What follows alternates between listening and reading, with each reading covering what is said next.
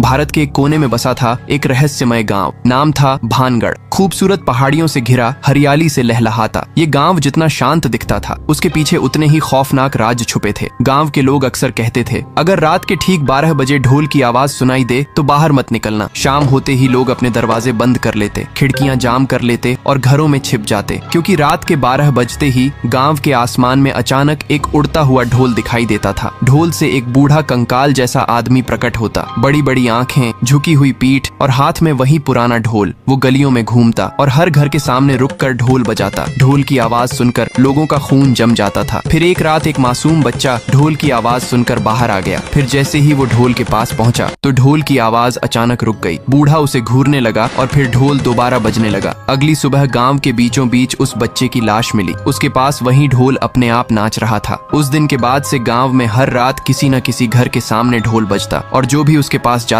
गायब हो जाता। इसी गांव में रहते थे दो दोस्त, राइस्टार और ज्ञान भाई। वो दोनों किसान थे, दिन भर खेतों में मेहनत करते और शाम को घर लौटते। राइस्टार हमेशा अपने दोस्त को समझाता कि भाई अगर रात में ढोल की आवाज आए तो बाहर मत निकलना। ज्ञान भाई सिर हिलाकर बात तो मान लेता, लेकिन उस रात कुछ अलग ही होने वाला था। रात के ठीक 12 बजे फिर से ढोल आसमान से उतरता है। गांव की गलियों में घूमता हुआ वो ज्ञान भाई के घर के सामने पहुंचता है और जोर जोर से ढोल बजाना शुरू कर दिया। ढोल की आवाज इतनी खौफनाक थी कि गांव वालों के रोंगटे खड़े हो गए। ज्ञान भाई घर के बाहर आया। वो डरते हुए बोला कि तू कौन है भाई और गांव वालों की नींद क्यों खराब कर रहा है। अगली सुबह ज्ञान भाई की लाश घर के बाहर पड़ी थी, साथ ही उसके पास वही ढोल पड़ा हुआ था। अब गांव की हालत और भी बुरी हो गई। हर रात कोई न कोई गायब हो जाता। ढोल घर के दरवाजे तोड़कर अंदर घुस जाता और लोगों को उनके बिस्तर से उठा लेता। उसके बाद वो लोग कभी नहीं दिखाई देते। राइस्टार डर के मारे कालू बाबा के पास गया और बोला कि बाबा ये ढोल वाला भूत कौन है, क्या आप कुछ जानते हो? कालू बाबा कांपते हुए बोले कि 50 साल पहले गांव में एक लड़का रहता था, नाम था थुंग थुंग सहोर। उसे एक दिन रोड पर एक ढोल पड़ा मिला। वो उसे घर ले आया और बजाने लगा। धीरे धीरे वो गांव की शादियों में बजाने लगा, खूब पैसा कमाया। लेकिन एक रात जब वो ढोल बजाते हुए गलियों में घूम रहा था तो गांव वालों ने उसे घेर लिया और ताना मारते हुए कहा कि रात को चैन से सोने भी नहीं देता,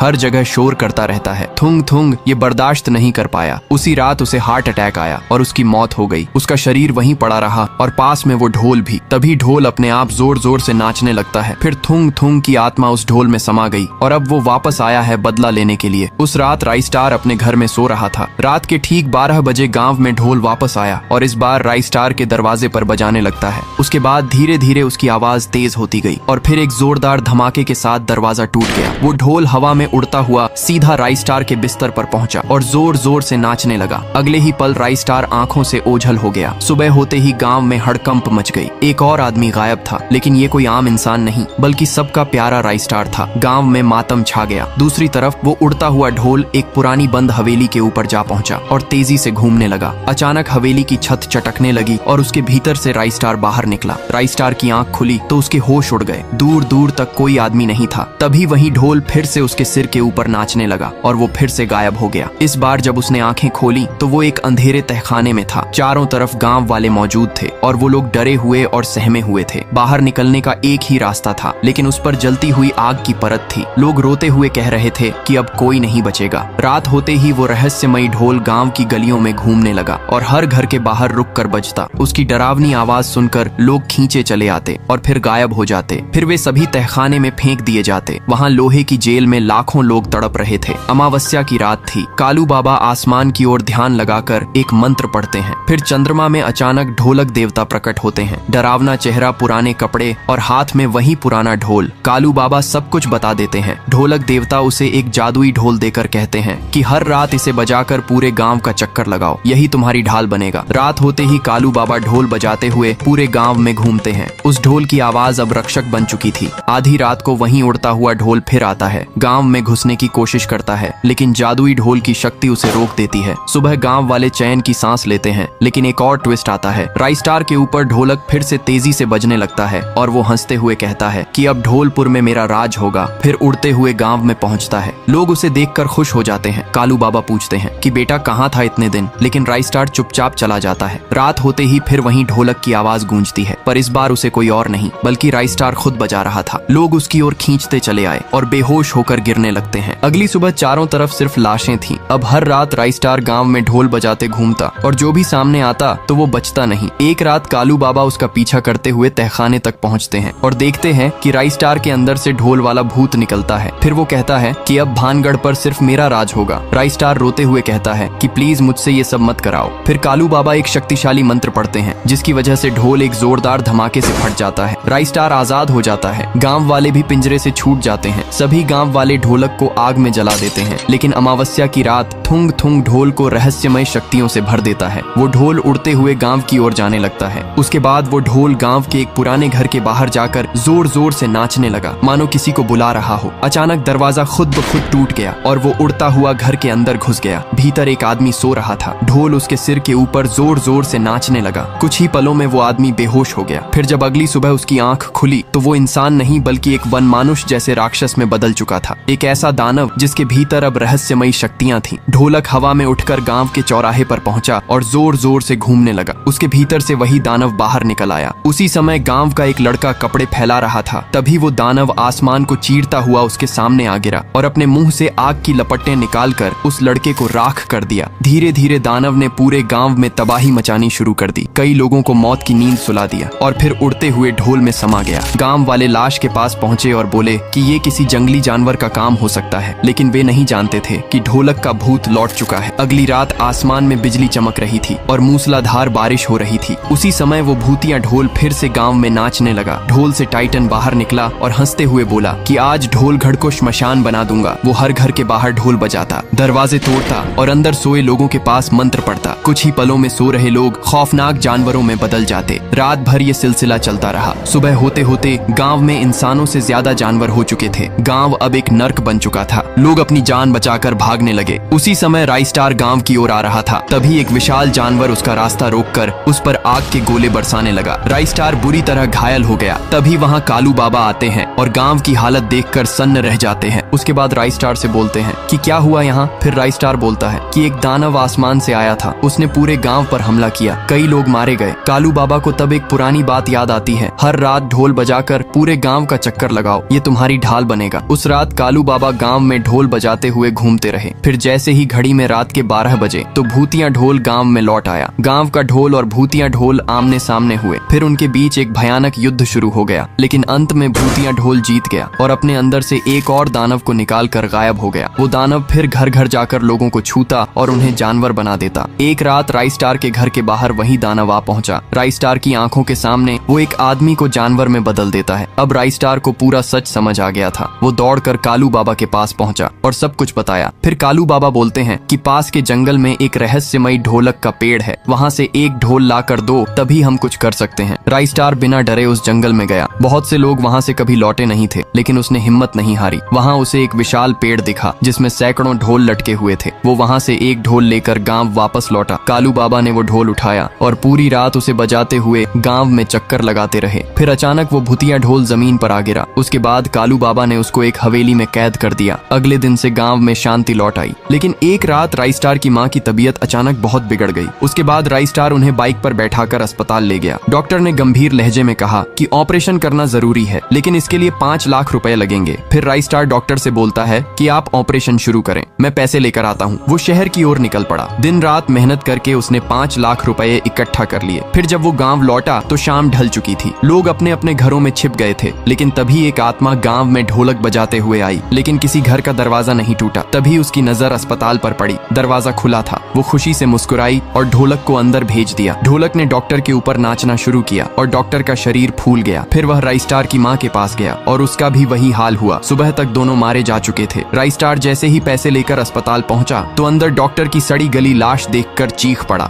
माँ की ओर दौड़ा, लेकिन वो भी इस श्राप का शिकार हो चुकी थी। राई स्टार फूट फूट कर रोया और फिर माँ की लाश को श्मशान ले जाकर जला दिया। उस दिन उसने एक कसम खाई, अब इस आत्मा और इसका रहस्य मुझे जानना ही होगा। शाम हुई। घड़ी ने 6 बज रहे थे। गांव में फिर उसी औरत की चीख सुनाई दी, लेकिन इस बार राई स्टार डरा नहीं। वो घर के बाहर खड़ा रहा। आत्मा ढोलक बजाते हुए गांव में आई और राई स्टार के सामने रुक गई। फिर राई स्टार बोलता है कि तू गांव वालों को क्यों सताती है। अचानक ढोलक शांत हो गई। आत्मा ने गहरी नजरों से राई स्टार को देखा और बिना कुछ कहे वहाँ से गायब हो गई। राई स्टार को लगा कि शायद आत्मा डर गई है, लेकिन जैसे ही उसने ऊपर देखा तो उसकी आंखें फटी की फटी रह गईं। वहीं ढोलक उसके सिर के ऊपर तेजी से घूम रही थी। अगले ही पल राइस्टार का शरीर फूलने लगा। उसके बाद वो भी एक गुब्बारे जैसा बन गया, लेकिन उसकी आंखों में एक अजीब सी हिम्मत भी चमक रही थी। ढोलक उसके ऊपर घूम रही थी। उसकी भयानक आवाज पूरे गांव में गूंज रही थी। उसके बाद राइस्टार ने अपने कांपते हाथों से उस चमचमाती ढोलक को पकड़ लिया। एक तेज रोशनी पूरे गांव में फैल गई। उसी रोशनी के बीच से एक आत्मा प्रकट हुई। वह कोई आम आत्मा नहीं थी, बल्कि भानगढ़ की पहरेदार की आत्मा थी। उसने गंभीर स्वर में कहा कि मैं तुम्हें भानगढ़ के पुराने रहस्यों के बारे में बताने आई हूँ। जो कुछ भी हो रहा है उसकी जड़ यहाँ छुपी है। राइस्टार ने घबरा कर पूछा कि मेरी माँ की मौत भी क्या उस काले जादू की वजह से हुई है? आत्मा ने सिर हिलाते हुए कहा कि हाँ, सदियों पहले कालू बाबा ने टुन टुन सहूर के ढोल को जला दिया था और उसे एक हवेली में कैद कर दिया था। लेकिन एक दिन तांत्रिक उस ढोल को छूने की गलती कर देता है। देखते ही देखते ढोलक के अंदर जान आ गई और तांत्रिक का शरीर फूलने लगा। वो वहीं मारा गया।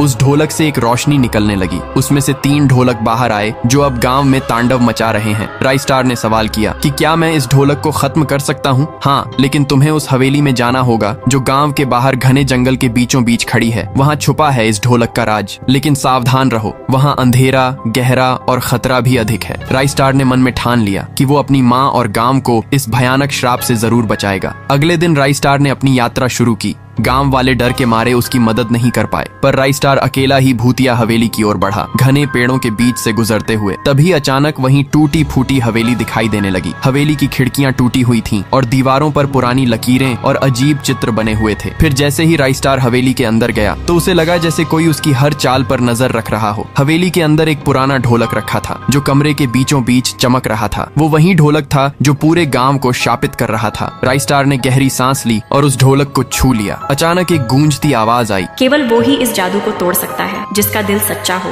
लेकिन आगे देखने से पहले अगर आप लोग भी मेरी तरह राइस्टार को दिल से पसंद करते हो तो वीडियो को एक लाइक करके चैनल को भी सब्सक्राइब कर लो और कमेंट में राइस्टार के लिए लाल दिल जरूर से भेज देना। देखते हैं कितने लोग राइस्टार को सच में पसंद करते हैं। उसके बाद राइस्टार ने मन ही मन में कहा कि मैं अपने गाँव और माँ के लिए लड़ रहा हूँ और मैं इस काले जादू को खत्म कर दूंगा। ढोलक से निकलने वाली रोशनी धीरे धीरे मंद होने लगी और अचानक ढोलक एक तेज आवाज के साथ फट गया। फिर धीरे धीरे अंधकार हटने लगा। हवेली की खिड़कियों से सूरज की किरणें अंदर आने लगी। हवेली में फैला सन्नाटा और डर धीरे धीरे खत्म हो गया। फिर जब राइस्टार वापस गांव पहुंचा तो उसने देखा कि शाम के 6 बजते ही अब कोई डरावनी आवाज नहीं सुनाई देती। गांव के लोग अब डर के साए से मुक्त थे। उन्होंने राहत की सांस ली। राइस्टार ने कसम खाई कि वो अब कभी भानगढ़ को डर और अंधकार में नहीं रहने देगा।